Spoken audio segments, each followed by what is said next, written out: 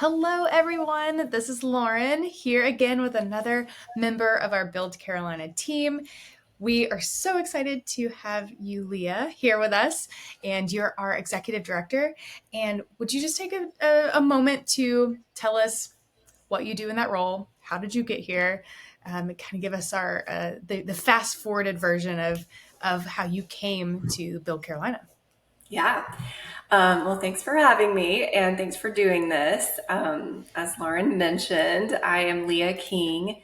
I am the executive director of Build Carolina. I have been here since day one, which for us was late 2017, in this role that really has evolved a whole lot since that day, since that time.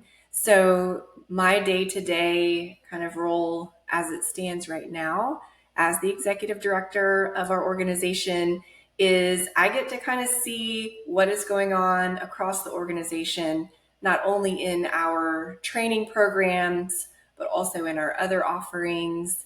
I'd say I am sort of like chief people checker inner honor, in that I get to, make sure that our team is as supported as possible, so that they can do their best work. And at this point, we've met through this series most of our team members. And so they're really the ones kind of day to day being Build Carolina out there in the world. And so I like to make sure that our team is super supported. I get to help kind of set vision and set us on a path forward through strategic planning, through kind of our budgeting and just planning process with our board.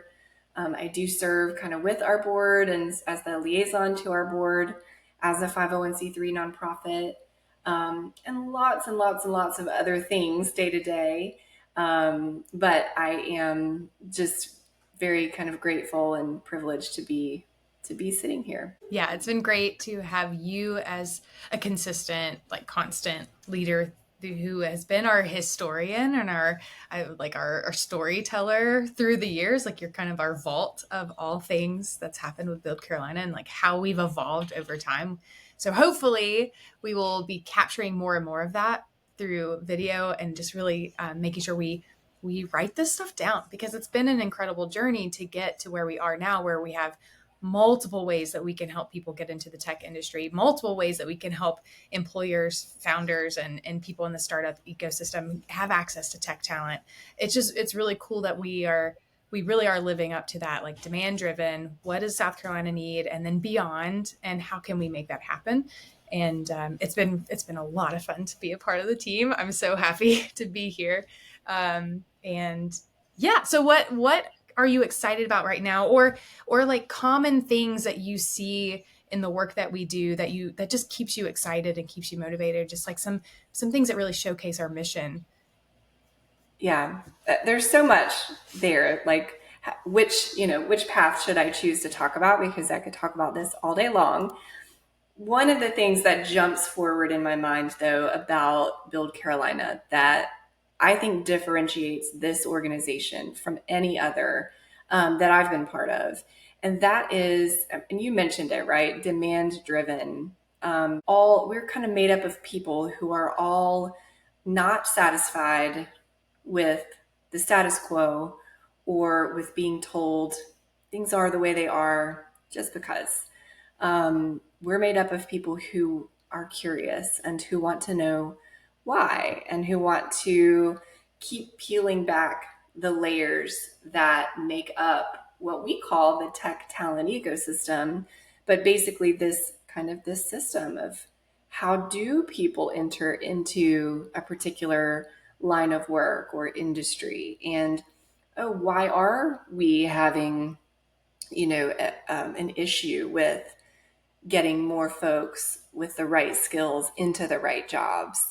So and really we name this a lot and often in our mission, in our values, we talk about remaining agile and being willing to kind of shift and change through, the years, as the needs of our employers change and as those gaps in that system seem to change.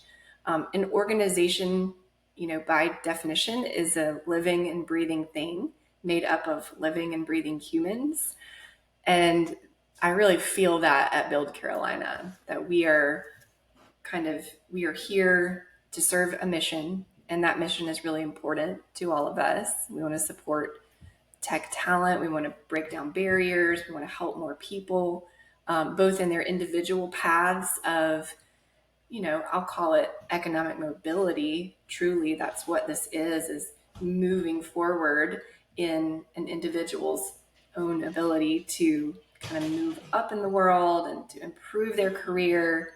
Often that becomes like a generational positive change for folks, but also looking at it from the system wide perspective of who are the players, what are all of the kind of institutions and pieces of this large puzzle, and knowing that we can't change an entire system in one sitting, although we would like to sometimes.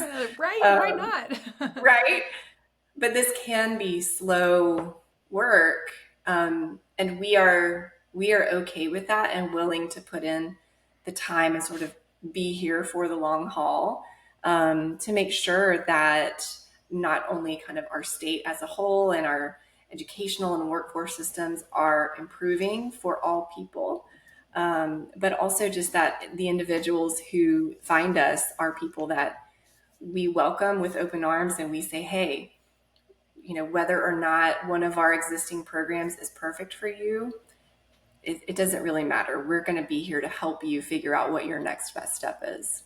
And I think that's what comes to mind is that we are a team made up of a lot of career changers or career just kind of shifting in careers and finding ways to learn and keep learning, and like you said, like ask the questions, find the solutions.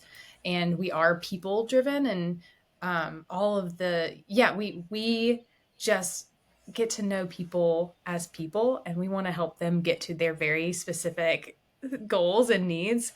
And it's been incredible to see that we actually can do it. We actually get to do it.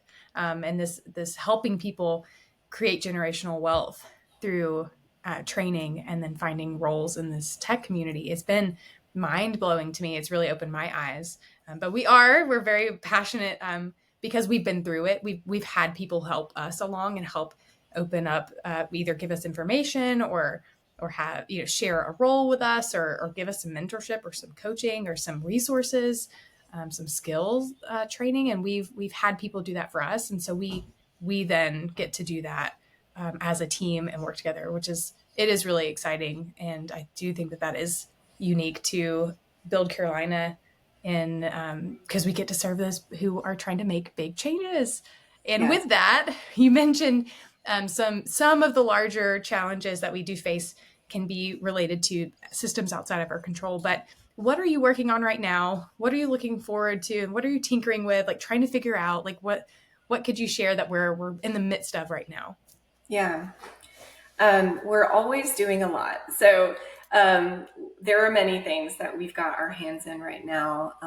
The one thing that I think is exciting for our team is also a result of our recent new strategic plan, which I believe in so wholeheartedly. Like, if you are in a company, in an organization, doing work, and you don't have that North Star guiding you, a strategic plan saying this is where we're going, then I think it's hard to kind of move out of the day to day, just sort of mechanical, robotic, like checking off the tasks, right? So for us, we completed a new 3-year strategic plan in the spring, maybe early summer, pretty recently. And that strategic plan was the result of a lot of gathering of feedback, a lot of kind of one-on-one interviews with our stakeholders, a lot of conversations with the folks who've been through our programs or interacted with us in some way. And there are certainly some themes that we uncovered. We kind of knew those ourselves, but it resonated and resonated and resonated as we talked to the folks that are in our community.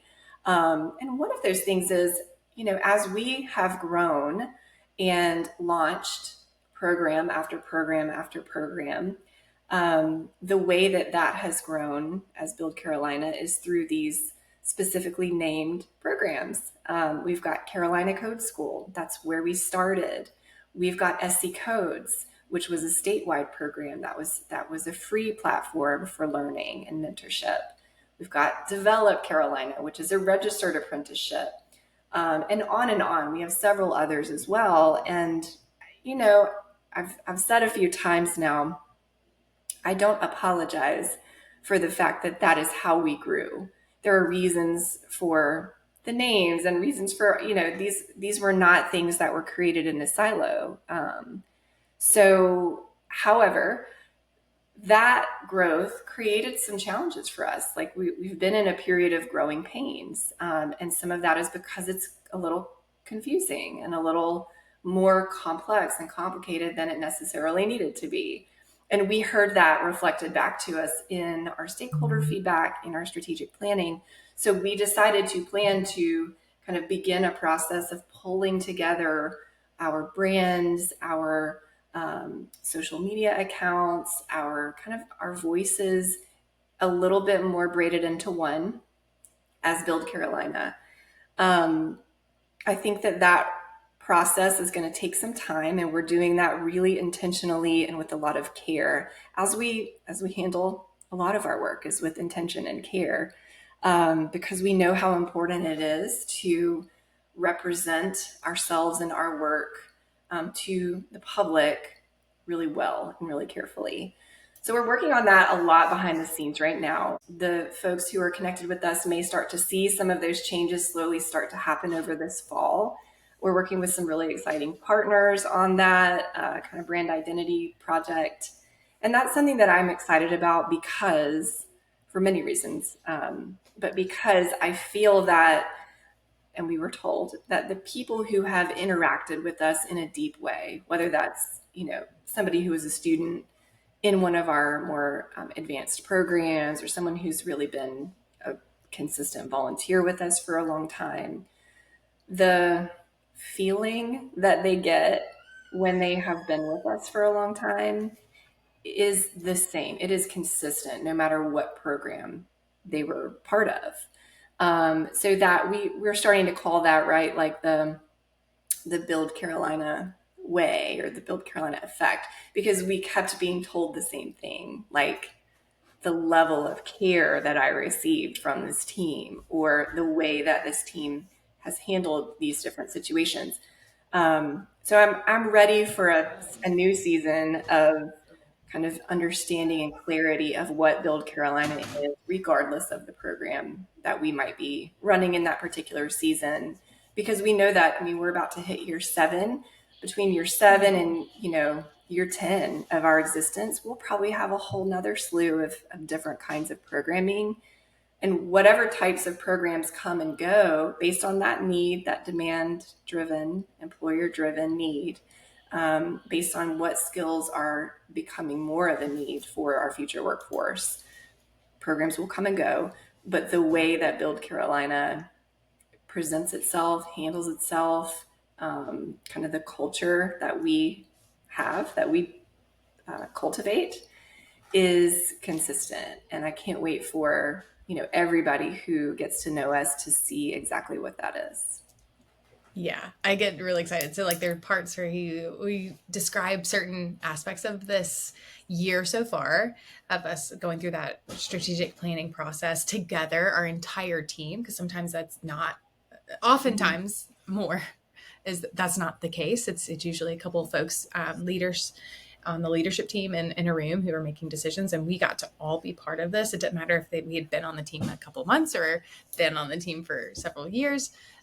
We all had a valuable perspective and could put I guess some like feeling and some thoughts into that process, and that was really cool. And then just watching it evolve over time and already naturally take place because we have this shared way of operating and way of serving people. It has been really cool that we were able to sit together, come to a consensus on a plan, and really it feels so much slower than it is, but it really is. We're getting to a place where, wow, we're going to start to see those changes that we put so much work and intention and so much thought into making sure that we carry everyone with us as we go into this new phase of like, we are Build Carolina and we will serve you in the same way as we have. And we are excited to do that even better. It's an exciting season. So I'm like, you can watch my face on the video when we watch it back. I'm like, just like the smiles. I get really excited because yes, we want to make sure that people have clear access to what we do, and we want to make sure that that means that they are getting into tech faster and in a way that feels good for them and is accessible. So yay! That's it. Just can't wait to share with all of you. So stay tuned. And so as we close out, what are some things that people can know about you that are just like little fun facts about you, so they can kind of attach that to Leah? Yeah. What would you share? Probably like the nerdiest part of me lately. And it's about the same, it's like a hobby, but it's about the same. I've been doing this about the same length of time as Build Carolina has been in existence. So the last 7 or 8 years or so, I've gotten into plants, which is a little, basic. I understand. But yeah, when my like daughter was born, or sort of around that time, she's 8 now, she was born in 2016, I just decided I was going to start a garden. And a few years later, my sister sent me a plant in the mail. It was a fiddle leaf fig. And something just started to click inside me, where I started for the first time like caring about keeping plants alive, or learning a little bit about how to do that better. Because I realize it's not that anyone has a black thumb or a green thumb. It's just like, what do you prioritize and care enough to learn about? So at this point, I'm a huge dork about it. I have more plants in my home than I can count. I'm trying to get rid of some right now, so I end up gifting and selling lots and lots of plants as I keep playing around and learning. And I'm sitting here looking out of the window at my little tomato garden, which admittedly is kind of struggling right this moment with our it's currently August in South Carolina, so our weather has been, extreme highs and then like downpours, and so it's a little unhappy.